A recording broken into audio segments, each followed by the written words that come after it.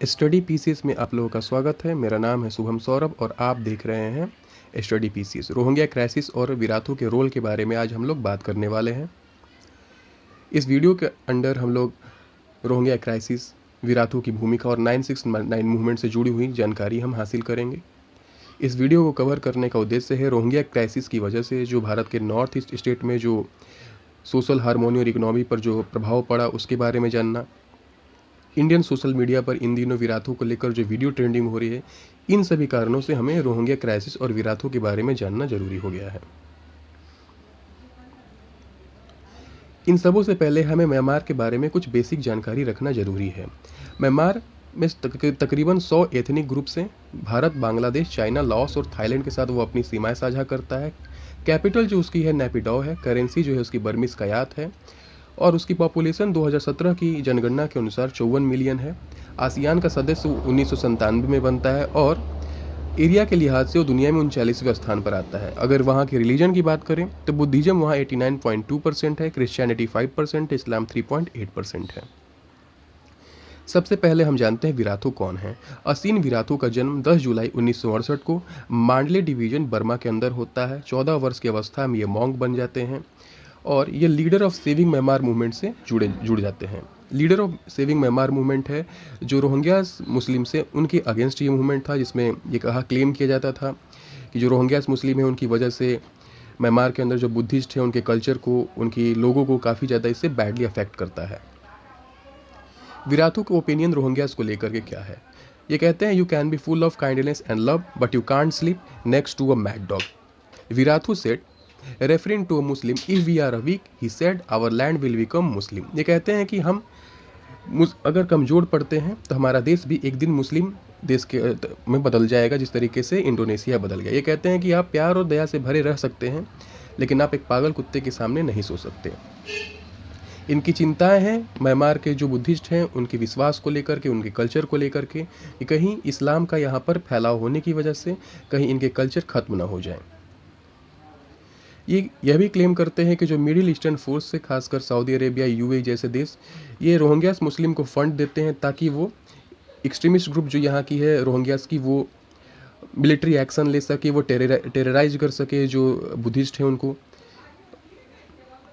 969 movement क्या है और बुद्धा के 969 की आइडियोलॉजी क्या थी? देखिए, 969 मूवमेंट जो था विराथू के द्वारा एक नेशनलिस्ट मूवमेंट शुरू की गई थी जो अपोज करता है इस्लाम के फैलाव को बुद्धिस्ट म्यांमार के अंदर। वहीं जो बुद्धा का 969 का आइडियोलॉजी है वो 3 डिजिट्स में अलग अलग चीज़ों को बताता है। पहली जो डिजिट है वो 9 है जो बुद्ध के 9 गुणों के बारे में बात करता है। जो 6 डिजिट है वो बुद्ध के 6 धर्मों को बताता है और अंत का 9 बुद्ध के 9 संघों के बारे में बताता है। 969 मूवमेंट और विराथू के बारे में जानने से पहले हमें रोहिंग्या क्राइसिस की शुरुआत को जानना होगा, जिसके लिए हमें वर्ल्ड वार 2 के समय जाना होगा। वर्ल्ड वार 2 के समय में जो रोहिंग्याज मुस्लिम हैं वो एलाई करते हैं ब्रिटिश सेना के साथ, जहां ब्रिटिश सेना उन्हें प्रॉमिस करती है कि बदले में इन्हें वो एक राखाइन स्टेट देगी जहां पर इस्लामिक जो है ये आराम से रह सकते हैं। वहीं पर बुद्धिस्ट जो हैं वो जापानीज सेना के साथ एलाई करते हैं। 1948 में म्यांमार आज़ाद होता है और वहाँ एक यूनियन गवर्नमेंट बनती है और इस गवर्नमेंट में जो बुद्धिस्ट है इनका प्रभाव बहुत ज़्यादा होता है और ये रोहिंग्यास मुस्लिम को अपने देश का नागरिक मानने से इनकार कर देते हैं। इसके बाद वहाँ पर 1970 से 1990 के समय तक काफ़ी विद्रोह होता है, आरएसओ का गठन भी होता है। लेकिन इसमें सबसे बड़ा मूवमेंट तब आता है, इसमें सबसे बड़ा चेंज तब आता है जब ये 969 मूवमेंट की शुरुआत होती है। विराथू एक 969 मूवमेंट को लीड करते हैं 2001 और 2 के समय में, जहां पर ये आरोप लगाते हैं कि रोहिंग्यास की वजह से जो बुद्धिस्ट है उनके कल्चर को काफ़ी ज़्यादा हानि पहुंच रही है। जो बुद्धिस्ट है वो धीरे धीरे बर्मा जो है एक इस्लामिक नेशन में कन्वर्ट हो रहा है इनकी पॉपुलेशन बढ़ने की वजह से। ये कहते हैं कि कोई भी जो बुद्धिस्ट मुस्लिम है, बुद्धिस्ट जो वुमेन है, वो मुस्लिम मैन के साथ विवाह नहीं कर सकती। ये कहते हैं कि जिन दुकानों पर 969 लिखा हो, जो बुद्धिस्ट है वहीं से सिर्फ सामान खरीदें। वो बाइकआउट करने के लिए कहते हैं जो रोहिंग्यास मुस्लिम हैं।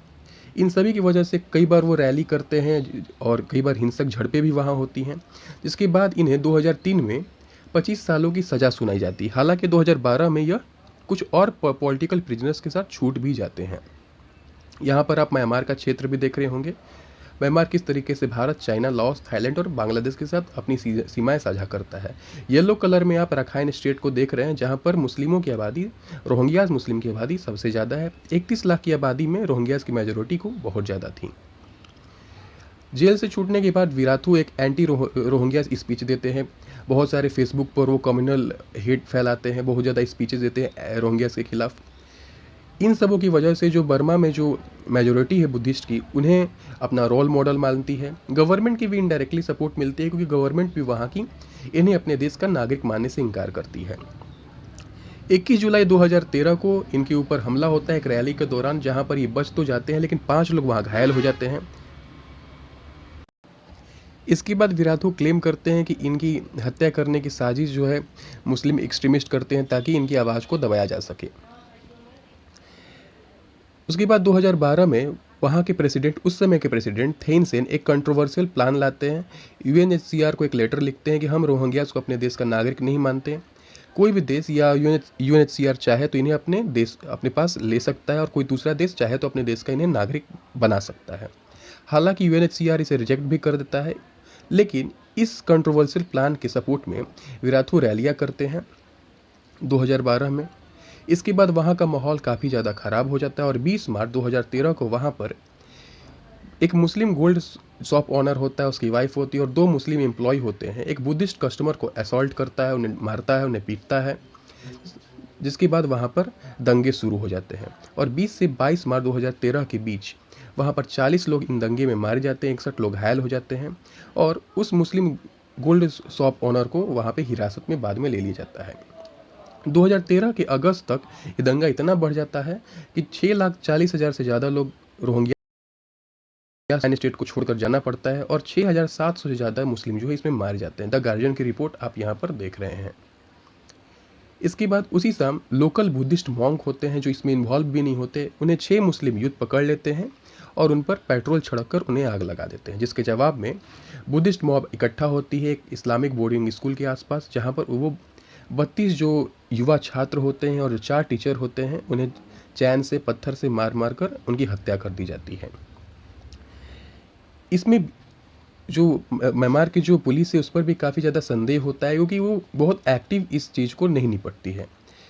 24 अगस्त को एक हातौन विलेज है, उससे 16 किलोमीटर साउथ में जाने पर सांग्यान रीजन में कांतबलू एक जगह है, जहाँ पर ये रूमर फैलता है कि जो मुस्लिम मैन है वो ट्राई करता है सेक्सुअली असॉल्ट करने के लिए एक बुद्धिस्ट वुमेन को, जिसके जवाब में बुद्धिस्ट मॉन्क वहाँ इकट्ठा हो जाते हैं 100,000 की आबादी में, और फिर वहाँ पर फिर दंगा शुरू हो जाता है। इन सबों के पीछे माना जाता है कि विराथू की हेट स्पीच होती है जो प्रोवोक करती है बुद्धिस्ट को, और सोशल मीडिया का भी इसमें बड़ा हाथ माना गया। इसके बाद सबसे बड़ा रोहिंग्या क्राइसिस का मोड़ तब आता है जब 25 अगस्त 2017 को म्यांमार की आर्म फोर्सेज, जिसे टाटा माडाओ कहते हैं, उस पर रोहिंग्याज मुस्लिम जो हैं वो हमला कर देते हैं आर्मी बेस पर, पुलिस पर, 30 पुलिस पोस्ट पर, जिसके जवाब में टाटा माडाओ जो है वो मिलिट्री ऑपरेशन शुरू करती है रोहिंग्याज के खिलाफ। वहाँ के बुद्धिस्ट जो है रखाइन स्टेट के उनके साथ मिल करके इसमें मास लेबर पर लैंड माइन्स बिछाए जाते हैं, और 400 से लेकर 3,000 लोग 25 अगस्त से 11 सितंबर के बीच मारे जाते हैं। मुस्लिम महिलाओं का रेप भी किया जाता है इस दौरान, और 6,55,000 रिफ्यूजी इस दंगे में बांग्लादेश और भारत में 25 अगस्त 2017 तक एक सप्ताह के भीतर प्रवेश कर जाते हैं। सैटेलाइट इमेज में 22 सितंबर 2017 को यह भी देखा जाता है कि यह गांव में इतने भीषण स्तर पर दंगा हुआ रहता है और आगजनी होती है कि सैटेलाइट इमेज में भी इसे इंडिकेट किया जाता है काफ़ी समय बाद भी। देखिए, इस जेनोसाइड के बाद जो रखाइन स्टेट की 1 मिलियन की आबादी थी रोहिंग्यास मुस्लिम की, उसमें से 24,000 से ज़्यादा मारे जाते हैं, 1,16,000 से ज़्यादा इन्हें घायल किया जाता है, 18,000 से ज़्यादा की हत्याएं हो जाती हैं, 18,000 से ज़्यादा मुस्लिम महिलाओं के रेप होते हैं, 36,000 रोहिंग्याओं को जला दी जाता है। मास लेवल पर वहाँ पे दंगा होता है, और यहीं पर रोहिंग्या क्राइसिस की शुरुआत होती है, रोहिंग्या रेफ्यूजी की शुरुआत होती है, जो भारत, बांग्लादेश और साउथ आसियान देशों तक पहुँच जाता है। इस दंगे की बात की कुछ आप फिगर हैं उसको देख रहे होंगे। इस दंगे के बाद रखाइन, जहाँ पर जो बहुसंख्यक आबादी होती है रोहिंग्यास मुस्लिम की, वो तकरीबन वह जगह खाली हो जाता है, और वहाँ के लोग जो हैं वो बांग्लादेश, भारत में प्रवेश कर जाते हैं रिफ्यूजी के तौर पे, शरणार्थी के तौर पे। यूएन रेजोल्यूशन कंडेम करता है म्यांमार के इस हरकत को, वहाँ की गवर्नमेंट को कंडेम करता है। वो मानता है कि वहाँ की गवर्नमेंट का जो रवैया था, वहाँ की जो टाटा माडाओ का जो वहाँ का रवैया था और बुद्धिस्ट का जो वहाँ पे रवैया था, वो सही नहीं था। 134 मत पड़ते हैं और 9 विपक्ष में मत पड़ते हैं। 28 लोग अब्सेंट रहते हैं, 28 देश अब्सेंट रहते हैं, जिसमें यह तय किया जाता है कि म्यांमार को जो रोहिंग्या से उनके खिलाफ जो हेटेड है उसको ख़त्म किया जाए, उन्हें वापस बुलाया जाए। लेकिन ये जनरल असेंबली की जो रिजोल्यूशन है उसे म्यांमार को मजबूर नहीं करता है इन चीज़ों को मानने के लिए। हालांकि इससे वर्ल्ड ओपिनियन के बारे में म्यांमार को जरूर पता चल गया। देखिए, चाइना और भारत के जो इंटरेस्ट है वो म्यांमार में ज़्यादा है। इवन कि चाइना की जो इन्फ्लुएंस है वो म्यांमार में बहुत ज़्यादा देखने को मिलती है। इस वजह से इन दोनों देश काफ़ी न्यूट्रल रहते हैं और ज़्यादा म्यांमार की गवर्नमेंट को इन्होंने क्रिटिसाइज़ नहीं किया, इवन इन्होंने क्रिटिसाइज़ भी नहीं किया। वर्ल्ड मीडिया भी इसे कवर करती है, रोहिंग्या क्राइसिस को लेकर विराथू को।